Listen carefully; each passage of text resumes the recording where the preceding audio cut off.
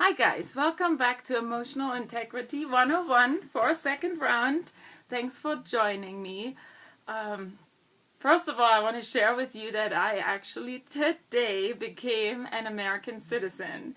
After 17 years of living and doing my thing in the United States, I finally became one of you, and I'm really excited about it because it took me a long time to get there, and I just think that's pretty cool. And I hope, obviously that I get to participate in a lot of things here now that I'm officially, legally here and one of you.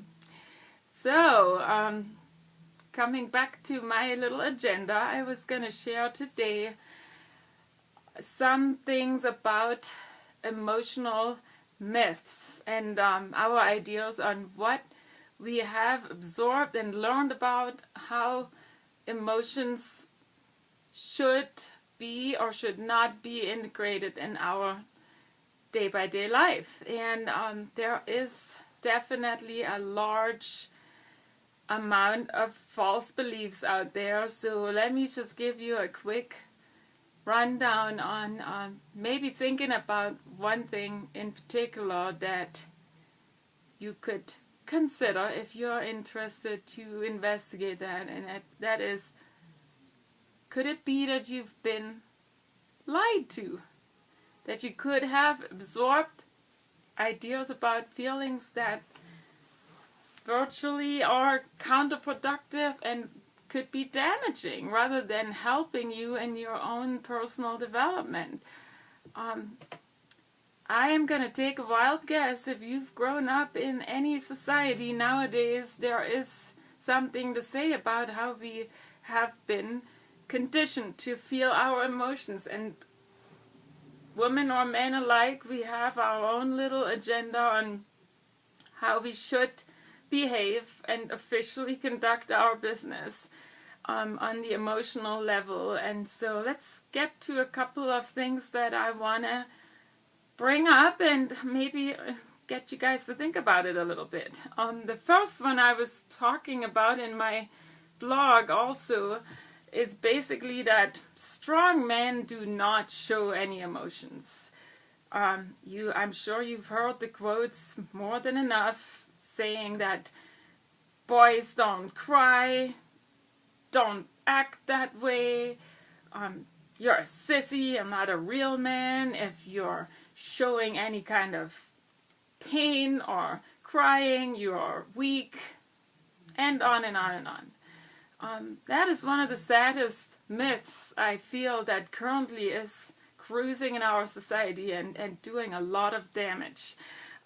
Because ultimately we're teaching our boys in particular to deny their own world of feeling incapable or scared or afraid of certain things that are very normal for a child to experience some fear. And the result being that the natural warning signs that come up if we feel that get neglected, and in favor of conforming to the adult rules, the child tends to push himself into a predicament, and that in no way is a healthy way of being. And it can be severely traumatizing in the long run for how that person conducts his business, mainly in competitive situations, which it makes sense why we would want to push our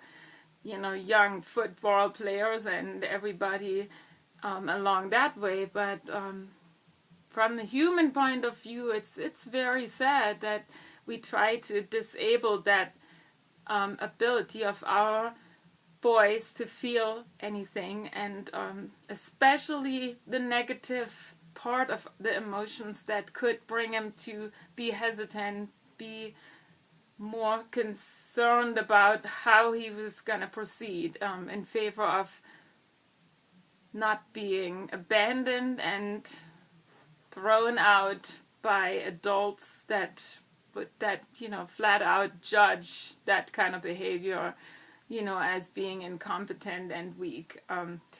That is the one myth that we need to start changing our ideas about, and also how we communicate that to our children, because I think that contributes to large amounts of behavior in the younger years of the children that are very uncalled for, and they all come from that basis that the child feels in a way driven to lash out and act out these unresolved problems in very incompetent ways. And so basically the first myth we no longer are going to talk about or infuse into the minds of our boys is going to be that they don't feel pain or they don't cry. We must do everything in our power to change that. And if you're an older man or a young teenager, just remember this is not true.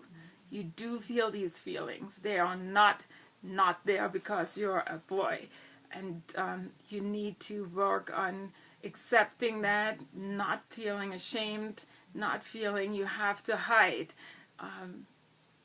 It really brings out a very desirable character trait if you start becoming more in tune with these feelings, and can be vulnerable as well as tough, depending on what the situation calls for. Okay, so now I talked a little bit about male boy problems here in the emotional acceptance field, but the girls are not very far behind.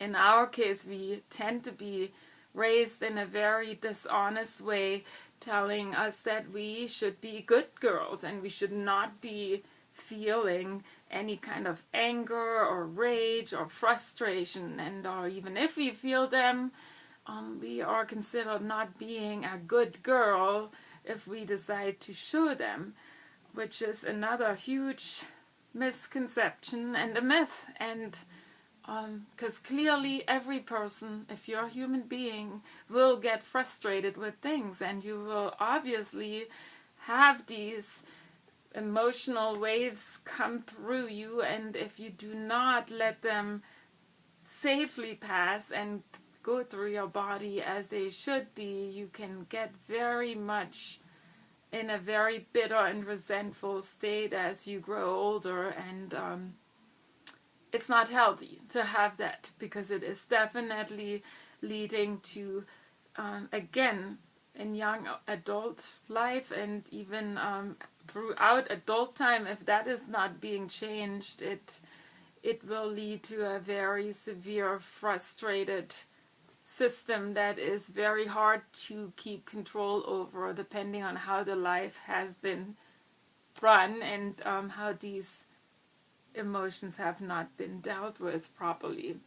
So let me see. So that's the girl version of be a good girl and don't yell, don't make anyone see that you have any kind of a negative, emotion. So, the next one, I'm trying to go through my list here. I apologize if that gets a little choppy, but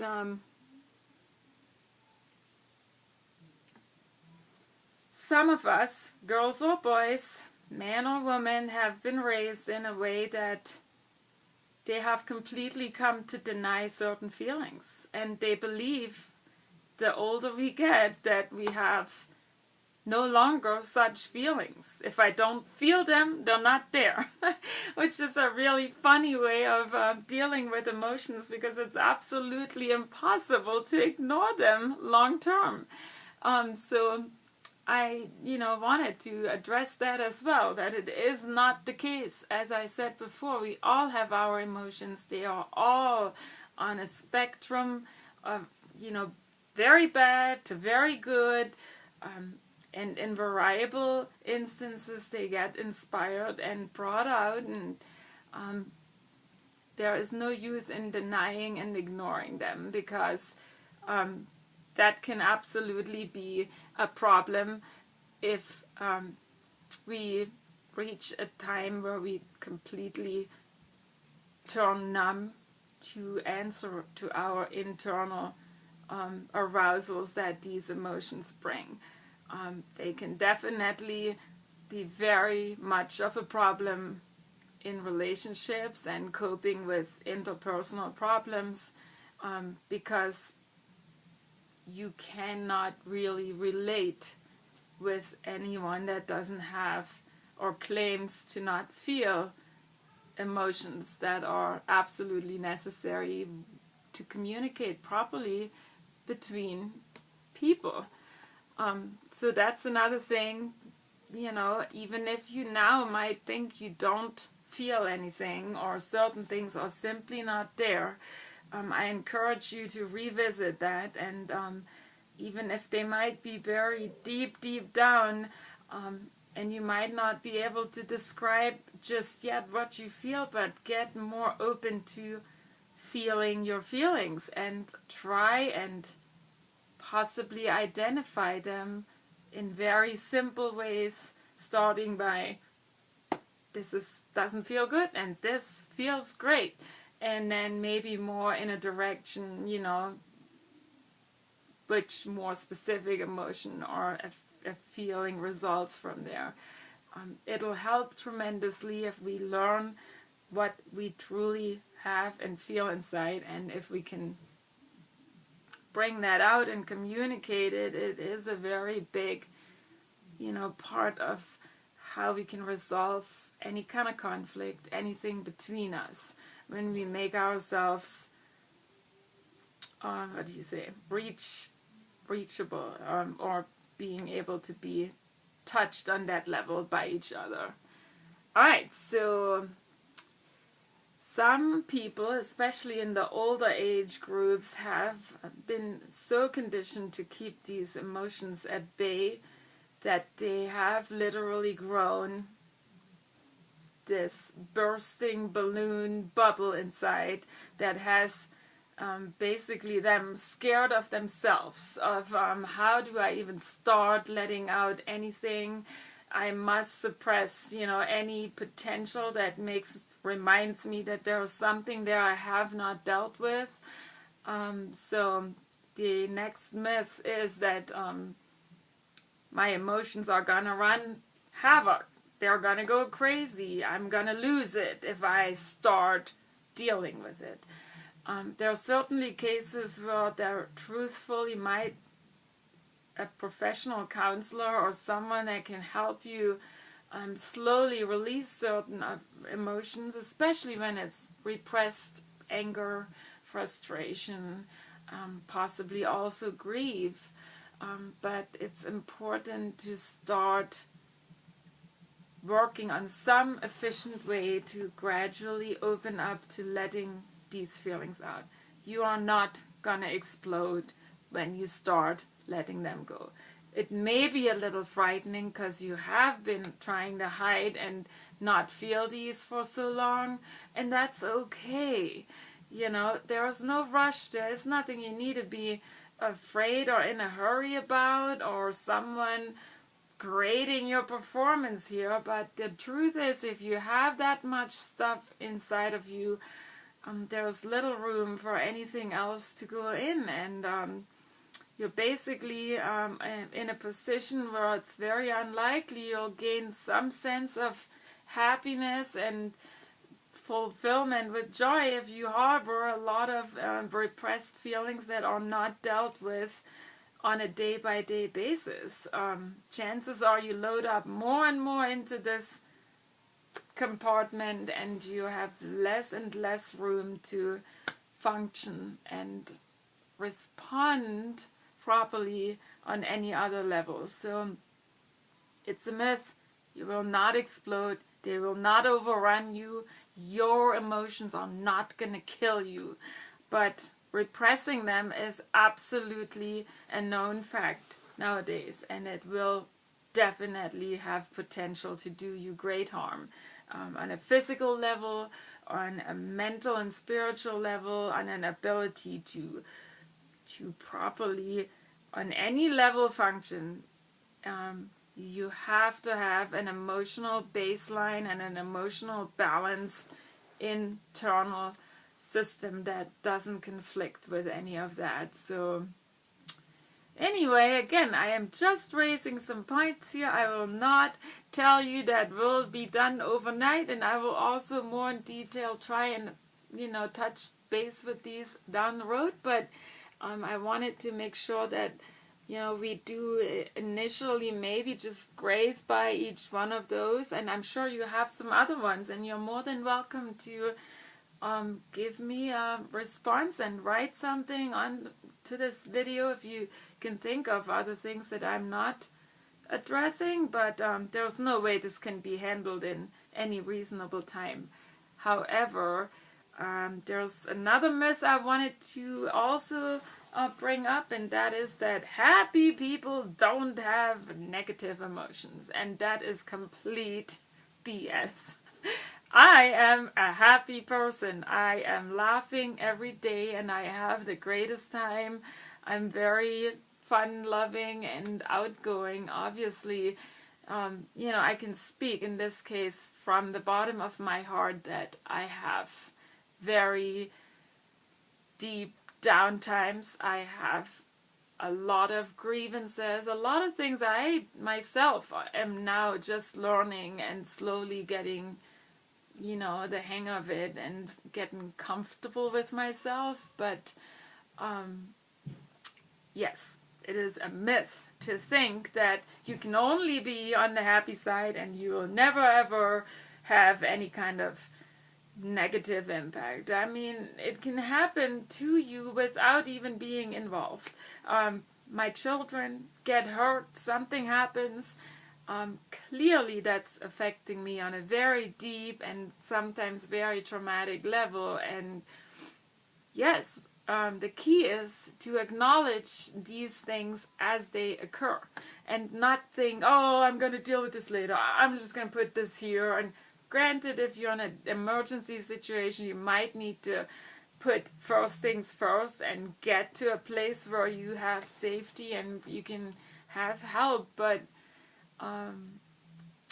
there's a balance. Good things come with the bad, and I tell you a little truth.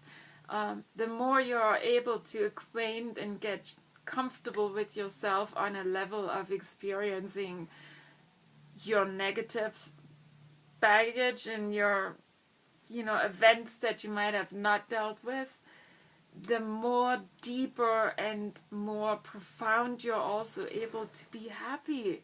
It comes a beautiful sense of fulfillment with such, a broadness that you can experience.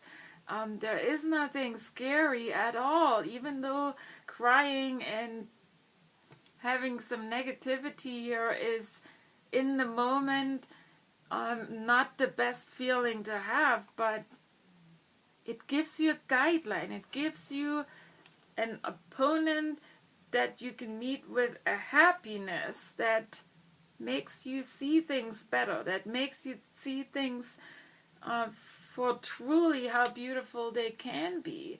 If you never have any negative things in your life that your mind is, asked and challenged with, chances are your life is pretty flat. And the outgoing positive swing here is not very exciting because you have no baseline which you can grade that experience with. And it really is the truth that deeper emotions are a beautiful thing to feel. Not necessarily on your own case scenario. It's not even necessary. There are beautiful movies now that can be used for such an experience to make you get acquainted with this kind of feeling, and I guarantee you the next time you see something even moderately nice, you will feel like it is heaven. It is truly a different experience on that level. So challenge yourself. Experience some of that even if it doesn't feel so good at the moment. There's a switch. You will experience it the more you do it. From becoming more grateful and involved and feel connected, the more vulnerable you can make yourself, and justify not to live by these external rules and regulations you might be thinking are needed to save face. Most people don't look for that. Trust me, it is not what you think out there. Everyone is starving for that very connection, and it isn't by any means desirable traits to be non-tangible and be out there with your behaviors showing no emotional world or existence of any kind. So let me see. I think I have one more spot here that I was going to touch, but let's see. Oh yeah, this one is great. Emotions are primitive feelings and only interfere with rational reason and decision making. Really? Okay, if you have to solve a math problem, I agree. It's definitely not necessarily the best thing to be involved emotionally. But, we're talking a very specific tangent and out there that I agree, but this is not what this really means. It means that a lot of people have learned to make excuses, and due to the non-scientific portion of the emotions, we have suddenly decided we must not have those involved in anything that is moderately scientific. But it's not true. There's a lot of things when it comes to more complex decision making that very well needs to be also observed from the human point of view, which has to come partially at least from your emotional assessment capabilities. So don't buy into that myth unless it is a strict technical situation here, and even then it might help if you ever get to the point of wanting to relate what you just figured out and what's so grand, to maybe consider that you have to deal with humans in order to become or make that a recognizable scenario. And again, emotions are our way and a partial, very valuable means of communicating with each other. So, let me see if there's anything else. I think I'm gonna let you go. I'm sure I'm exceeding your attention span, and I apologize. There's a lot more to talk about it. So today I'm basically just, telling you one more thing as a closing point here. Question everything. Everything when it comes to when a feeling you become in touch with doesn't measure up to what you have theoretically learned. You will be floored by the time you realize how many things you really just have absorbed and taken for granted because you were living in an environment that was inspiring that kind of thinking. And at any point in your life, you are able to wake up and decide, I am no longer that person, I am no longer believing that crap, and I'm gonna do what feels right for me. And this is basically what I would like to encourage with, addressing the myths of emotional integrity here and how we use them in our day-by-day life.